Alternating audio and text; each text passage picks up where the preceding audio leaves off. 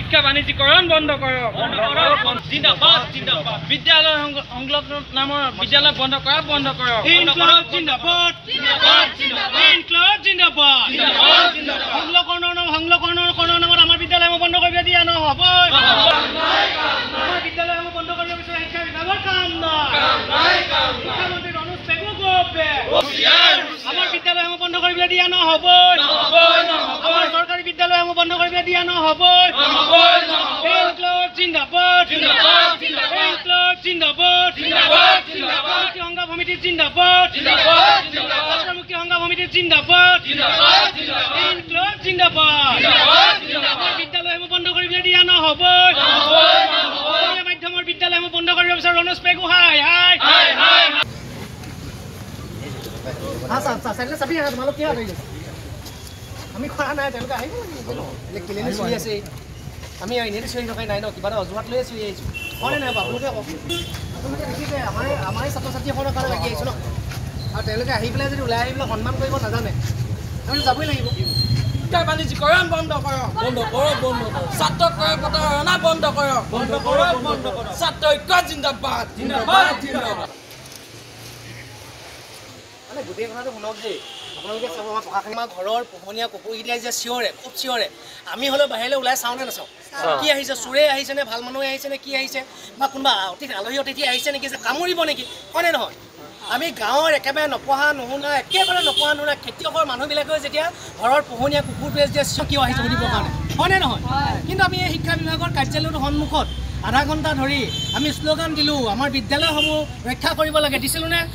দিয়াৰ পিছত ইয়াত থকা তেওঁলোকৰ বিষয়াসকলে এজন হ'লেও ভদ্ৰতা সহকাৰে আহি পেলাই আমাক সুধিব লাগেনে নালাগে আচলতে কাৰ্যালয়টোৰ এই গণতান্ত্ৰিক আন্দোলনটোৰ পৰা আমি এটা কথা বুজিলোঁ যে চৰকাৰী বিষয়াসকল আচলতে চৰকাৰৰ লগত মিলিয়ে থাকে গোটেই কথাটো গম পালে নে প্ৰতিবাদ কেছ লগাই এওঁলোকক জেলত দিব পাৰি হয়নে নহয় স্কুল এওঁলোকক জেলত দিব স্কুলবিলাক বন্ধ আমি কৰিছোঁ যাতে কোনেও মাত মাতিব নোৱাৰি প্ৰশাসন লগাই পুলিচ লগাই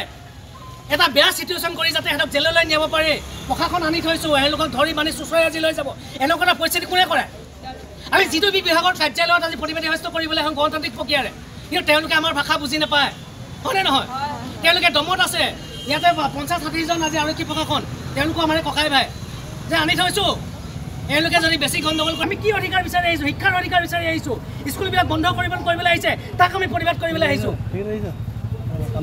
আচলতে যি হ'লেও ইমান দিন ওলাই নাহিলে এটা বেয়া পৰিস্থিতিলৈ গৈছিলেগৈ তাৰ বাবে ছাৰকে সকলোৱে এটা হাত চাপৰি দিয়ক ওলাই যে আহিলে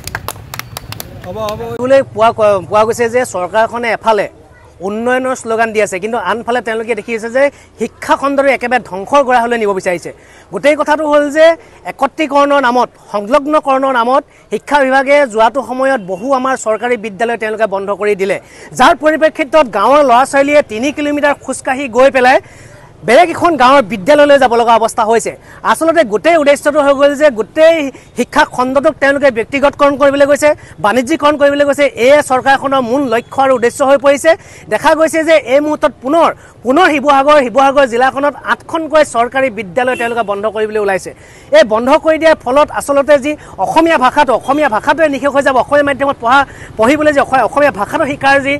ছাত্ৰ ছাত্ৰীসকলৰ কৌশল বা সৰুৰ পৰা যি শিকায় এই বস্তুটো তেওঁলোকে বন্ধ কৰিব বিচাৰিছে আপোনালোকে দেখিছে সমগ্ৰ অসমত আপোনালোকে দেখিছে বৰপেটাত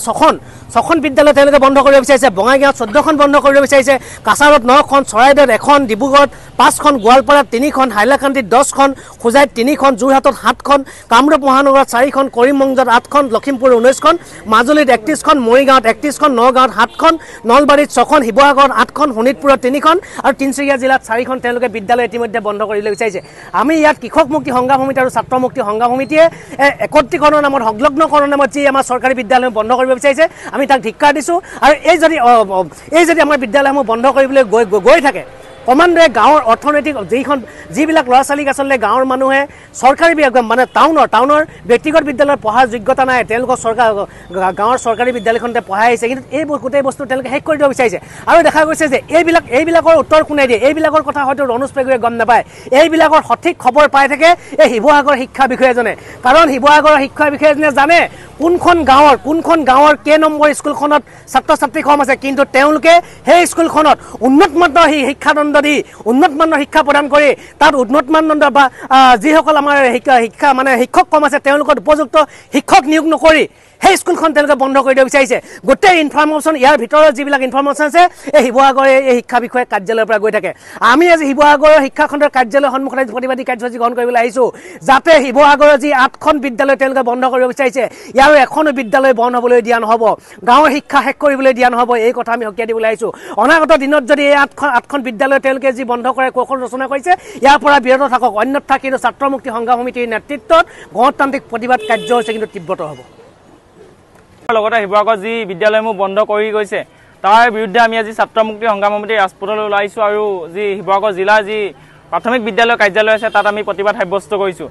বিদ্যালয়সমূহ বন্ধ কৰাৰ এটাই উদ্দেশ্য যে যি হিমন্ত বিশ্ব শৰ্মা ঘৈণীয়েক ৰিণিকী ভূঞাই যি অসমৰ প্ৰান্তে প্ৰান্তে বিদ্যালয় খুলি গৈ আছে কিন্তু তেওঁলোকৰ স্কুলত ল'ৰা ছোৱালী কম হ'ব বুলি চৰকাৰী স্কুলসমূহ বন্ধ কৰি ইয়াৰ পৰা ল'ৰা ছোৱালীবোৰ তেওঁলোকৰ বিদ্যালয়ত পঢ়াৰ যি কথা ভাবিছে এই কথাক আমি ছাত্ৰ মুক্তি সংগ্ৰাম সমিতিয়ে ধিক্কাৰ দিছোঁ আৰু আমি এই শিক্ষা বিভাগটোক আৰু অসমৰ শিক্ষা বিভাগটোক সকীয়াই দিব বিচাৰিছোঁ যে যি বিদ্যালয়সমূহ বন্ধ কৰি গৈছে এই বন্ধকৰণ যদি বন্ধ নহয় বন্ধ যদি হয় আমি অনাগত দিনত কিন্তু ইয়াতকৈ আমি জংগী আন্দোলন কৰিবলৈ বাধ্য হ'ম ইয়াকে ক'লোঁ ধন্যবাদ